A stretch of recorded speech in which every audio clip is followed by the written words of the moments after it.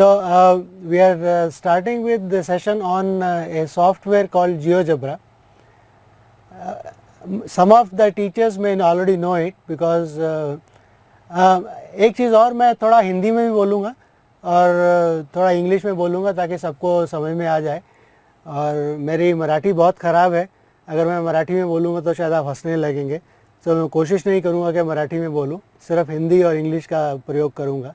तो जियोजेब्रा एक सॉफ्टवेयर है जो कि फ्रीली अवेलेबल है, आप इंटरनेट से उसको डाउनलोड कर सकते हो। मैं उसके बारे में थोड़ा बताऊंगा आपको, कहाँ से डाउनलोड करना है, क्या है, और ये सॉफ्टवेयर किस तरीके से अपने क्लासरूम में आप यूज़ कर सकते हो, किस उद्देश्य से यूज़ कर सकते हो, वो सब बताने की कोशिश करूँगा इस छोटे से प्रोग्राम में। So GeoGebra is a free dynamic geometry software. So GeoGebra जो नाम है ये ज्योमेट्री और अलजेब्रा को मिला के बनाया गया है। So geo is for geometry, right, and from algebra से आपको लिया गया है एब्रा। सो जियोजेब्रा अलजेब्रा और ज्योमेट्री के सॉफ्टवेयर जो हैं उन दोनों को मिला के इस सॉफ्टवेयर से आप अलजेब्रा और ज्योमेट्री पढ़ाने में ये आपको मदद करता है बहुत सारे, तो वो सीखेंगे हम, आप थोड़ा सा बताएंगे उसके बारे में। और ये फ्री सॉफ्टवेयर है, इसका कोई पैसा आपको नहीं देना है, कुछ नहीं करना है, सिर्फ इंटरनेट पे जाके डाउनलोड करना है और आप उसको इंस्टॉल कर सकते हैं। और ये डायनेमिक ज्योमेट्री सॉफ्टवेयर है। ये डायनेमिक ज्योमेट्री क्या है इसके बारे में भी हम चर्चा करेंगे थोड़ा, will talk about it in the program. इसको डाउनलोड करने के लिए आप इस साइट पे जाइए www.geojebra.org। इस सॉफ्टवेयर इस साइट पे जब आप जाएंगे आपको एक लिंक मिलेगा कि आप डाउनलोड कर सकते हैं जियोजेब्रा इस साइट से। बहुत बड़ा सॉफ्टवेयर नहीं है, करीब 10-15 मिनट में internet speed, average internet speed है, उससे डाउनलोड हो जाता है। जब डाउनलोड हो जाएगा आपको इंस्टॉल कर सकते हैं उसको। और अगर आप खुद नहीं कर सकते तो अपने किसी सहपाठी से, सम कुलीग जो जानता हो इसके बारे में, उससे मदद ले सकते हैं और आप डाउनलोड कर सकते हैं। ये सॉफ्टवेयर जो है एक बार आपने डाउनलोड कर लिया और इंस्टॉल कर लिया तो ये सॉफ्टवेयर जो है उसके बाद इंटरनेट की ज़रूरत नहीं है। आप बिना किसी इंटरनेट की से अपने लैपटॉप पे, अपने कंप्यूटर पे आप उसको यूज़ कर सकते हैं। आप इसको क्लासरूम के अंदर भी यूज़ कर सकते हैं, बाहर भी यूज़ कर सकते हैं, कोई प्रॉब्लम नहीं है उसमें, राइट। तो मेनली जो इसका यूज़ है जियोजेब्रा का, it can be use for explorations, for analysing, understanding, demonstrating various concepts that we teach in geometry and algebra. इनको हम दिखा सकते हैं। मैं कोशिश करूँगा आपको 2-4 एग्जांपल दिखाने की, ताकि आपको लगे कि हाँ ये वाकई थोड़ा इंटरेस्टिंग है। ये एक थ्योरम हम पढ़ाते हैं ज्योमेट्री में कि angles of a triangle, internal angles of any triangle, if you add them, जो उनका सम है तीनों एंगल्स का, वो 180 डिग्रीज होता है। जैसे कि ये पिक्चर दिखाई गई है, इसमें एक 59 डिग्रीज़ है, बी 68 डिग्रीज़ है और सी जो है 53 डिग्रीज़ है। इनका टोटल सम जो है 180 डिग्रीज़ है ना। अब जब आप इस पिक्चर को देख रहे हैं तो ये स्टैटिक है, एक जड़ चीज़ है, इसको आप कुछ कर नहीं सकते हैं। जैसे आपने ब्लैक बोर्ड पे एक पिक्चर बनाई दिखाने के लिए, तो आप उसको कुछ मूव नहीं कर सकते हैं, सिर्फ रब कर सकते हैं या आप उसको दोबारा बना सकते हैं। इसी चीज़ को हम जियोजेब्रा में देखेंगे। मैंने इसको लिंक दिया है अपने कंप्यूटर पे। अभी हम जियोजेब्रा फाइल खोलेंगे, तो जब आप क्लिक करेंगे ऐसे कोई भी, तो ये जियोजेब्रा का साइन आएगा, तो जियोजेब्रा लोड हो रहा है इस पर। तो लोड होने में 1-2 मिनट लगते हैं। जैसे ये फाइल खुल गई मेरी अब, तो जब आप जियोजेब्रा इंस्टॉल कर लेंगे तो आपको ऐसा एक पैनल दिखेगा। यहाँ पे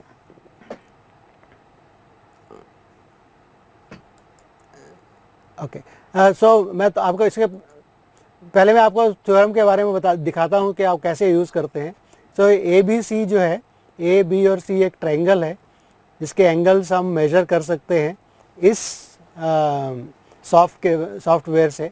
ये सब दिखाएगा हमको, राइट। अब मैं क्या करने वाला हूँ कि to show that for this triangle the angle A plus angle B plus angle C is 180 degrees, मैं इस ट्रायंगल को रोटेट करने वाला हूँ। ये रोटेट करके इस तरफ से इधर आ जाएगी, और ऐसे ही दूसरी तरफ से रोटेट करूँगा तो तीनों एंगल यहाँ नीचे आ जाएंगे। ये एंगल ए रहेगा, इधर से एंगल बी इसके साथ मिल जाएगा, और इधर से एंगल सी जो है इसके साथ मिल जाएगा, और हम देखेंगे कि उन तीनों का जो जोड़ है वो 180 डिग्रीज़ है। तो इस सॉफ्टवेयर में मैंने ये ट्रायंगल बनाई है और ये प्रोग्राम बनाया है। तो अब इसको मैं मूव करता हूँ, तो मूव करने के लिए ये एक स्लाइडर होता है इसमें, जिसकी मदद से हम मूव कर सकते हैं। मैं इसको मूव करूँगा, अब देखेंगे कि ये ट्रायंगल जो है मूव करेगी। ये ट्रायंगल ABC जो है वो घूम रही है, राइट। इसको मैं पूरा घुमा देता हूँ तो ये आ गई। तो ये जो एंगल B था यहाँ वाला, ये एंगल B इधर आ गया है। इस ट्रायंगल को मैंने घुमाया है और ये एंगल इधर, सो ट्रायंगल घूम के यहाँ आ गई है। ये वाला जो एंगल B था वो एंगल यहाँ पे आ गया है। सो इन दोनों का जो जोड़ है वो हमें पता लग रहा है। इसी को हम घुमाएंगे दूसरी तरीके से। यहाँ से ये इसको घुमा रहा हूँ मैं, तो देखिए दूसरी तरफ से घूम रहा है, और जो एंगल C था वो एंगल इधर आ रहा है, नीचे की तरफ आ रहा है। तो यही जो ट्रायंगल ABC थी इसको मैंने घुमाया, ये जो एंगल C था वो यहाँ पे आ गया, ये ट्रायंगल इधर घूम के इधर आ गई, ये वाली ट्रायंगल घूम के इधर आ गई, और ये स्ट्रेट लाइन हो गई, और इन तीनों का एंगल जो सम हो गया वो 180 डिग्रीज़ है। अब ये जो मैंने कहा था कि इसमें मैं चीज़ों को हिला सकता हूँ। So this is a dynamic software जिसमें चीज़ें मूव की जा सकती हैं। तो मैंने इनको मूव किया और ये एंगल, सो दिस थ्योरम जो है वो मैंने दिखाई कि sum of angles of a triangle is 180 degrees. तो इसमें अब आप कहेंगे कि इस सॉफ्टवेयर से बच्चों को क्या मिलेगा, पर आप देखिए कि इस को आप किस तरीके से यूज़ कर सकते हैं। ये ट्रायंगल थी, जब उसको मैंने इस पॉइंट के में घुमाया तो ये ट्रायंगल यहाँ पे आ गई। तो अब आपकी जो कॉन्ग्रुएंस ऑफ ट्रायंगल्स है उसको यूज़ कर सकते हैं कि ये ट्रायंगल यहाँ पे जो ABC थी मैंने घुमा के नीचे यहाँ पे रखी, तो ये दोनों ट्रायंगल जो हैं कॉन्ग्रुएंट हैं, ये दोनों ट्रायंगल जो हैं कॉन्ग्रुएंट हैं, राइट। बिकॉज जो when we move objects by rotation or by reflection in the plane, then the objects don't change shape and size. तो इस ट्रायंगल का और इस ट्रायंगल का शेप और साइज सेम था, क्योंकि मैंने उसी ऑब्जेक्ट को घुमा के इधर किया है। So that is why this angle is same as this angle. Similarly ये ट्रायंगल जो घुमाई मैंने, वही ट्रायंगल इधर घुमा के इधर रखी, तो these two triangles are congruent. So congruency भी इसमें ला सकते हैं आप कि देखिए जो दो ऑब्जेक्ट कॉन्ग्रुएंट अगर प्रूव करना है, और अगर फिजिकली आपको शो करना है कि दो चीज़ें कॉन्ग्रुएंट हैं, तो एक को उठाकर दूसरे के ऊपर रखने का मतलब है कि आप उसको घुमा सकते हैं और आप उसको ट्रांसलेट कर सकते हैं, रिफ्लेक्ट कर सकते हैं। सो कॉन्ग्रुएंस भी ला सकते हैं और ये थ्योरम भी प्रूव कर सकते हैं। और मैंने क्यों कहा कि डायनेमिक है, बिकॉज हम इन चीज़ों को हिला सकते हैं। डायनेमिक का एक और है कि मैंने एक ट्रायंगल लेके उसको किया। आप बोलेंगे एक ट्रायंगल तो ये ब्लैक बोर्ड पे भी कर लेते हैं हम, मगर उस पर देखिए कि मैं ट्रायंगल को मैं चेंज कर सकता हूँ। ये पॉइंट C है, इसको मैंने चेंज किया, अब एंगल्स चेंज हो रहे हैं, राइट। जो ओरिजिनल ट्रायंगल ABC थी वो ट्रायंगल चेंज हो रही है, मगर जो ट्रायंगल्स नहीं बन रही हैं वो सब कॉन्ग्रुएंट हैं। So sum of angles of triangles remain 180 degree. मैं कोई भी ट्रायंगल ले लूँ, कहीं पे भी ले लूँ, कोई भी चेंज कर लूँ, so this picture has become dynamic. मैं इसको भी चेंज कर सकता हूँ, इसको भी घुमा सकता हूँ, right. So I can change this triangles, right, and show that whatever be the triangle ABC, the sum of the angles, internal angles of the triangle remains 180 degrees, right. So this is what is means by saying this is a dynamic geometry software. अब ये सिर्फ geometry दिख रही है आपको। अगर आप इसमें व्यू में जाएंगे, यहाँ पे अलजेब्रा है, so I can show you what is the algebra going on. So on the left side it shows all the algebraic properties of these objects. इस ट्रायंगल का एरिया क्या है, इस सेगमेंट की लेंथ क्या है, ये एंगल्स क्या हैं, ये देखिए सब कुछ इसमें दिखा रहा है इस साइड में, राइट. तो जैसे ये एंगल है alpha, right. So this angle is total sum is 180, alpha is 77 degrees. So this angle जो है ये वाला angle, this angle right, this angle is 77. So सब चीज़ों का अब किसी पे यहाँ पॉइंट करता हूँ तो उसकी प्रॉपर्टीज भी दिखाता है, राइट. दिस सेगमेंट, ये सेगमेंट है, इसकी लेंथ क्या है. So all algebraic properties are visible here, all geometric properties are visible here. So this is how I can use this software to do something geometric. Let me show you something more. For example, so let us close this. So to close this, in this, right, let us say new. जो पुराने वाला था मैं उसको save नहीं कर रहा हूँ, डोंट सेव, ओके. तो जब आप ये सॉफ्टवेयर को पहली बार खोलेंगे कुछ करने के लिए तो आपका ऐसा पैनल दिखता है. This is the geometric view and this is the algebraic view. जो आप यहाँ ज्योमेट्री क्रिएट करेंगे, जो ज्योमेट्रिक ऑब्जेक्ट यहाँ बनाएंगे, उसका व्यू हमको यहाँ पे दिखेगा, राइट. अलजेब्रा उसका यहाँ पे आएगा. So let us start. We are trying to explore the medians of a triangle. So what I will do, I will go to this place. This is called creating a polygon. A polygon, regular polygon, right, rigid polygon and various. So let us click a polygon. Okay, I am trying to create a polygon. So 1, 2, I want a triangle. So what are the triangle? Triangle has got 3 vertices A, B and C. So I join back. So I get a triangle ABC, right. This is the angle A, this is B and that is the angle C. And opposite the angle A, this is the side A, opposite angle B, this is the side B, and opposite angle C, this is the side C, right. So this is a triangle I have created using this polygon tool which is available. So it gives here what is the coordinates of the point A, these are the coordinates, these are the coordinates of the point B, these are coordinates of the point C on the left side in the algebra. So if you see, this shows the coordinates. It gives you the lengths of segments, length of A is so much, length of B is so much, length of C is so much. So it gives a triangle and it tells you what is the area of that triangle. So this software calculates the algebra and everything is stored on this side, right. So in the present example, for a triangle ABC, I want to create the medians and show that they are, what is the property, do they meet at a point or not. So I do not need axis here, so I can remove that axis.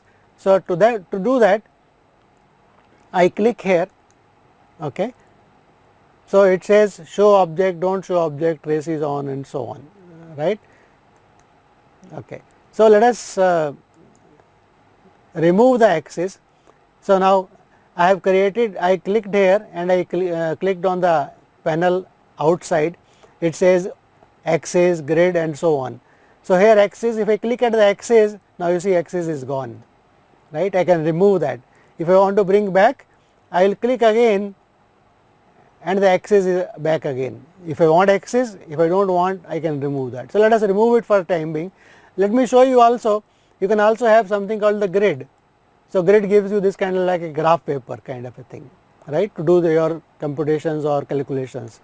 So let us hide grid, let us hide the axis also, because we are doing geometry. So this is a triangle ABC. I want to find out the medians. So what are medians? Medians are the midpoints of the opposite sides, the lines joining the vertex with the midpoints. So to create that, I want to find out what is the midpoint of B and C. So if you go here, in the first one, click here, it says point, it says point on an object and so on, and it says intersection of the two objects, and let us go to the next one, right. So this says line segment, segment and vector and so on, right. So similarly, so let us try to find out what is the midpoint. So in this, if you look at this point, the tool here, it says midpoint or the center. So if I click here and I click at any 2 points, it will give me the midpoint. So I click here. So what I want midpoint of B and C. So I click here, I click on C, so I get this point D. So what is the point D? Point D is the midpoint of the side B and C. This is created using that tool. So I have still that tool selected. So now I take A and B and find out the midpoint of that. So A and B, that is a midpoint, and similarly I find the midpoint of A and C. So that gives me the midpoint. So what I have done, using the midpoint tool here in this triangle ABC, I have found the midpoints of the 3 sides AB, BC and CD. And what this has done, this software has named the midpoints already for me.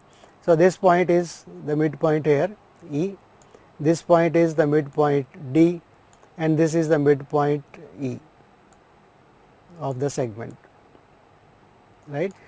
I hope you are able to view this picture. If not, let me enlarge this a bit slightly for you. Options, I can make this picture look like a slightly bigger. So font size, so let me go to font size, say something like 16.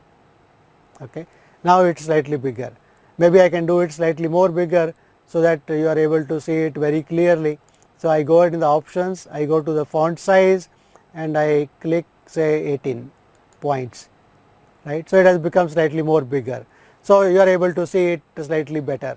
So let me move this labels slightly. This is B, right. इसको मैं थोड़ा आगे पीछे कर रहा हूँ. This is A and this is C.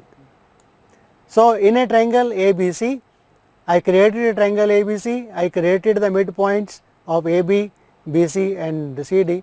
Now I want to find out the median, so I will join the point vertex with the opposite midpoint. So to do that, there is a tool here called segment. So I take this segment and I join, A को हम join करते हैं D से, तो हमें क्या मिलता है, हमें ये मीडियन मिल जाता है, राइट. इसी तरीके से हम B को ज्वाइन करेंगे F के साथ, तो हमें ये मीडियन मिल जाएगा. अब इन दोनों पॉइंट का, दोनों मीडियंस का पॉइंट ऑफ इंटरसेक्शन निकालना है, तो उसके लिए we will go to the tool again. इधर एक टूल है इंटरसेक्ट. दो ऑब्जेक्ट्स को इंटरसेक्ट करेंगे तो इंटरसेक्शन पॉइंट मिलेगा, तो उसके लिए इंटरसेक्ट सेलेक्ट करता हूँ. और अब मेरे को इस लाइन का चाहिए तो इस लाइन को सिलेक्ट करेंगे. This is one line object, this is the other one, and I got the point of intersection as G. So G is the point of intersection of the two medians. कौन कौन से medians का intersection point है, A D median और B और F median का point of intersection है, right. Now अगर हम इस वक्त मैं दो तरीके हो सकते हैं, या तो मैं C को E से ज्वाइन करूं, तीसरा मीडियन लूं और देखूं वो G के थ्रू पास करता है कि नहीं. So let us do that. वो काम करते हैं. So let us draw the segment joining C with this segment I am joining. Where do I join? I should join with C and see whether it passes through. So C, so it passes through G, right. So it looks like all the three medians of a triangle are passing through one point. So this is a theorem that we teach students, that the medians are concurrent. Now this is one triangle. Can I say that this is true for all triangles of any size, of any shape I take? Yes, that is possible. So this is where dynamics of the software comes into picture. So for example, this is a point A. I can move the point A somewhere, right. So I move this. So now see what is happening. Whatever be the triangle, I change the triangle, right. The midpoints remain midpoints. These midpoints of the sides remain midpoints, right. I can go other side also, there is no problem, right. I can go anywhere, right. I can move this point B also. I can move this point B also, right.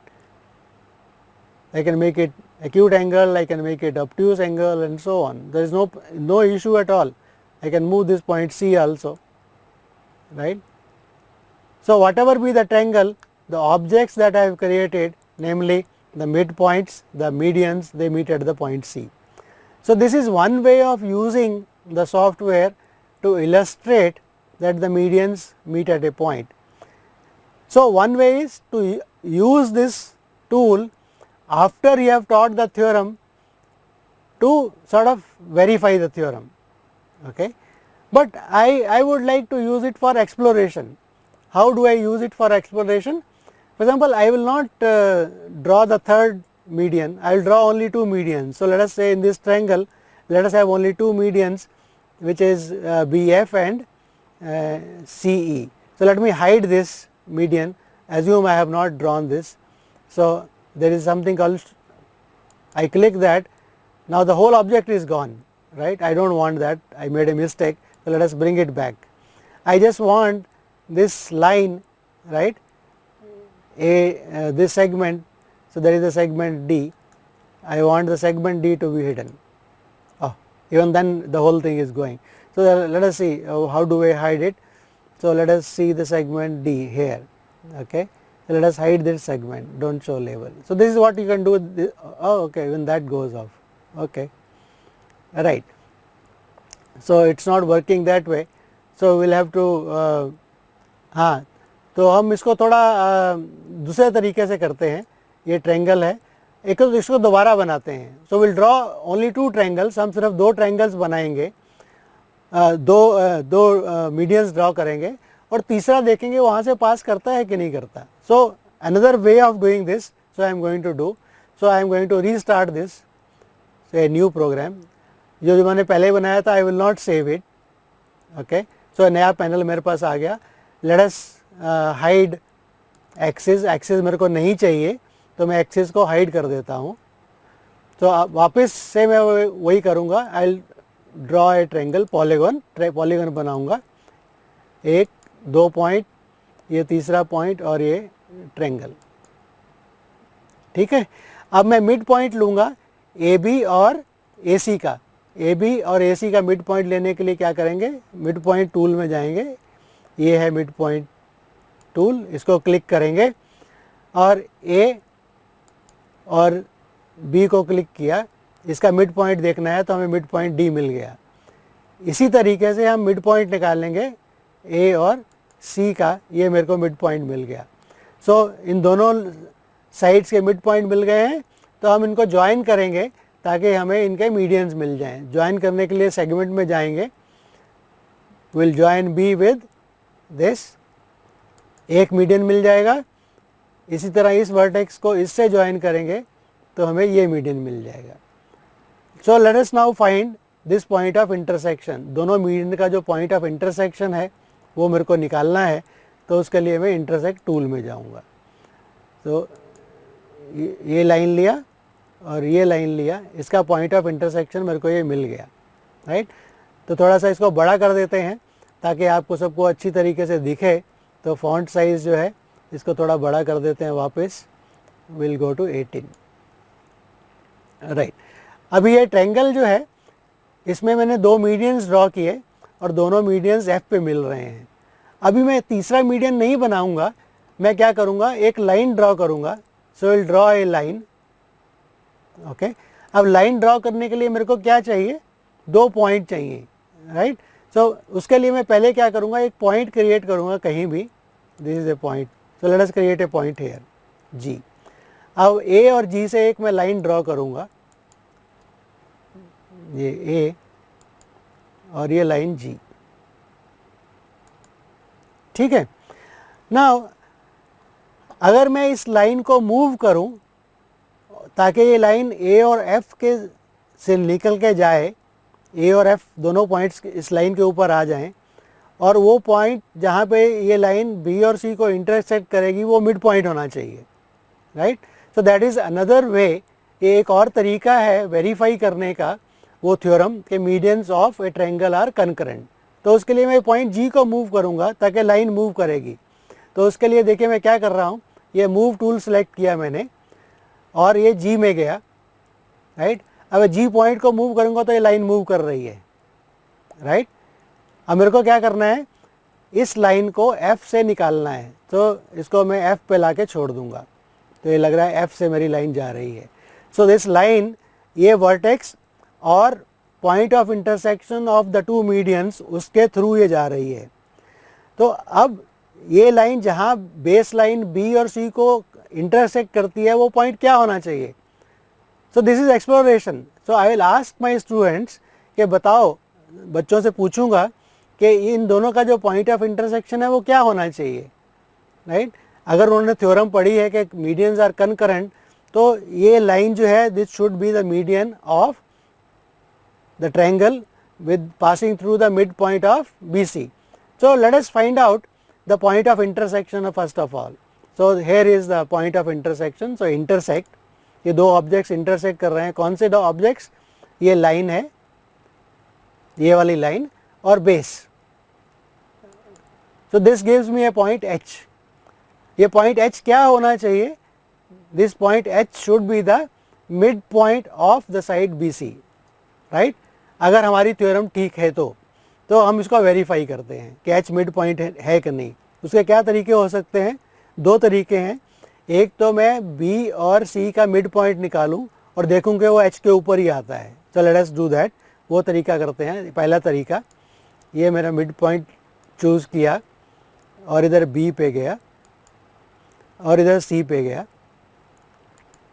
Mid point देखिए उसके ऊपर ही आ रहा है, मेरे को दिख नहीं रहा क्योंकि यहाँ पे दो पॉइंट हैं H और I।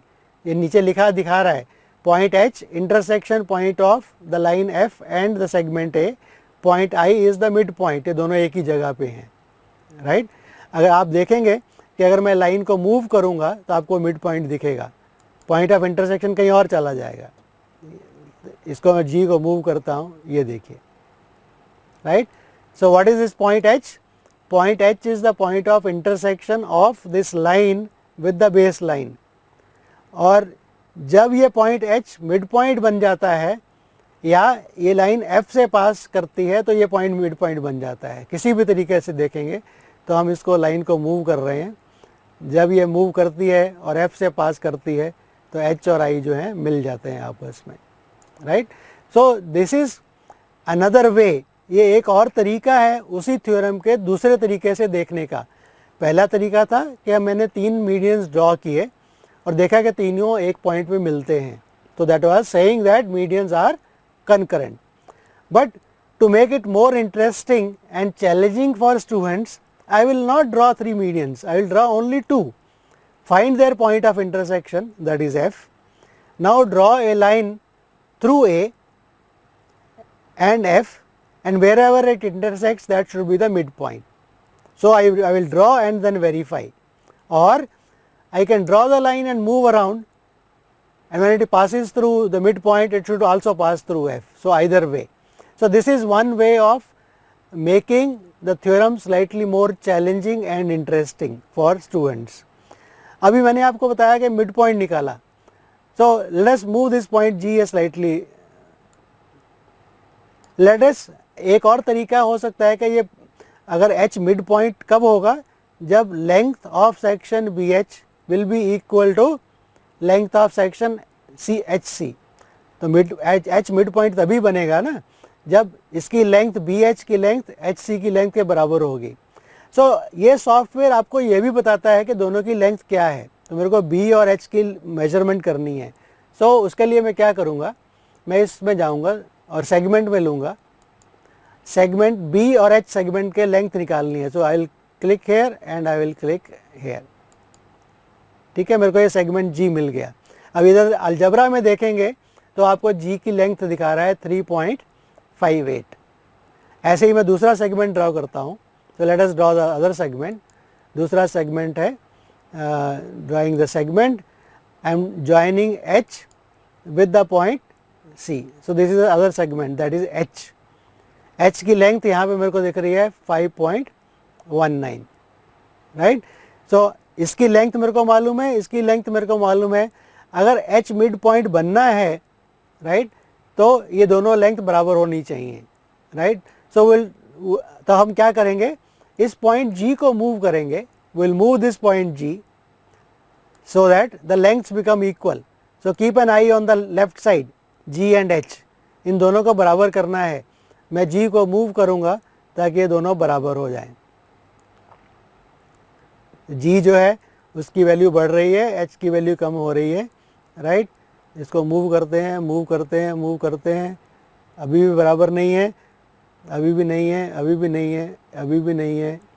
4.4, 4.39, 38. अब देखिए जब ये G और H बराबर हो गए, that means H has become the midpoint, and you have realized, you have seen this has become the same point as I. G, H और I दोनों पॉइंट, इनके कोऑर्डिनेट्स इस तरफ दिख रहे हैं हमको, H और I के. इन दोनों के कोऑर्डिनेट्स भी दो एक ही हो गए हैं. That means H and I have become the same point.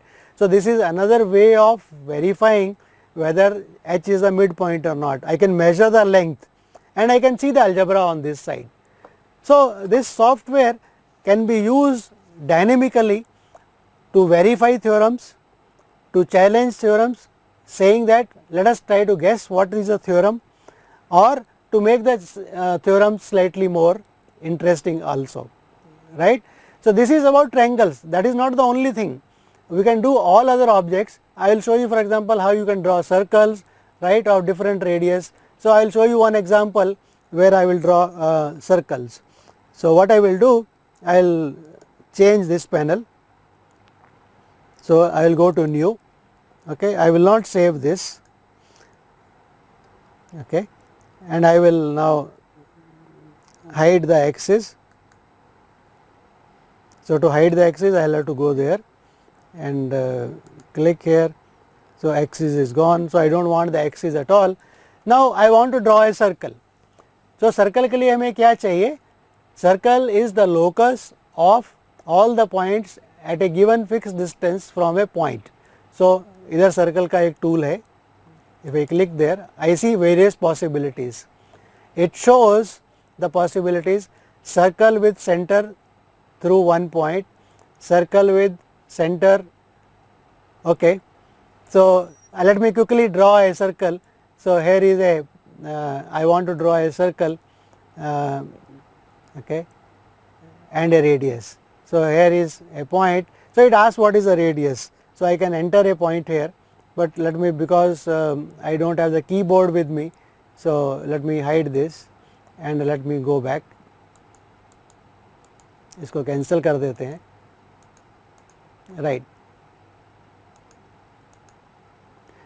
So let us find center with through a point. So let us select that. So let us select this, and this is giving me a circle of various radii. So it is giving here. So this is the radius. So it has drawn a circle of a given radius. The various possibilities are there. You can draw tangents, you can do many things, you can change circles, right. So all kind of geometric objects can be created, ellipse can be created, angles can be measured, and so on. So this is one way of using the software, namely to do experiments in teaching and learning. You can also use it for slightly fun. So let me show you one or two things that I have done using fun for this, right. Okay. So here is a interesting thing. For example, I can create this kind of a pattern using the software. Now you will see there is a lot of mathematics can be learned from creating such kind of fun objects. To do that, so I am opening the software GeoGebra. So here I have got a point. So to create that pattern, what I am going to do, I am going to draw circles around it, right, of varying radius, and at the circle, on the circumference of the circle, I am going to choose a point, and that point is going to also move along with the circle, right. So here is the, just have a fun. So this is what the point is moving in a circle, and there is a point on the circle which is moving along with the circle and giving different colors. So this is drawing something, right. So this is something like fun, but if you see on the left side algebra, you see how much algebra is saying. So radius is changing, angle theta is changing. This is the equation of the circle which is changing according to the radius. The coordinates of the points which are drawing these circles, they are changing. So, these things are changing and creating a nice pattern. So, this is fun, right. This is fun creating with GeoGebra, but along with fun you can have lot of mathematics. So, let me finally show you one more thing which I can do with this software. So, this is something. So, you see these objects, right, they all look like circles, segments, at angles. So, I am going to sort of move, I have created human beings kind of a thing using my geometry. So, this is what I am doing. Okay. So, now what I am going to do, you see that each one of them has got a small triangle as a mouth of different types, right. So, I am going to show what can be done with this thing. So, you see what is happening.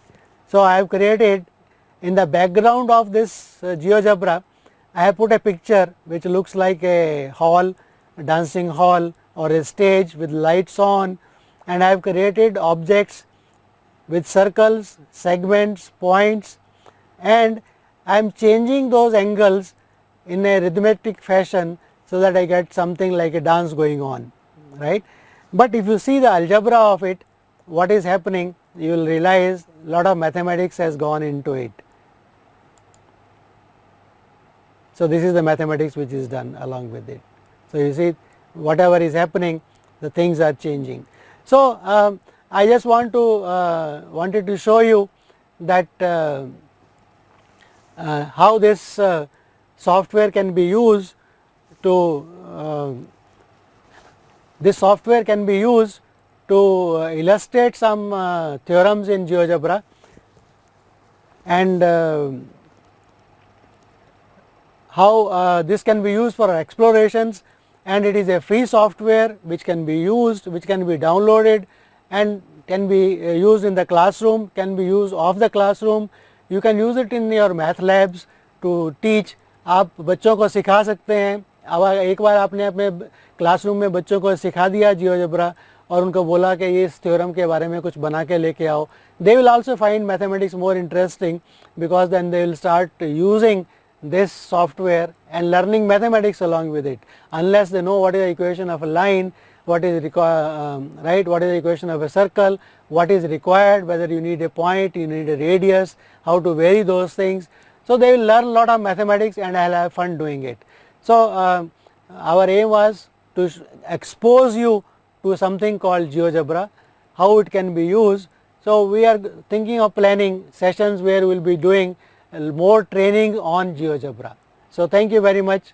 With this session ends here, we will have a short break and then come back after the break for the next session. Thank you very much.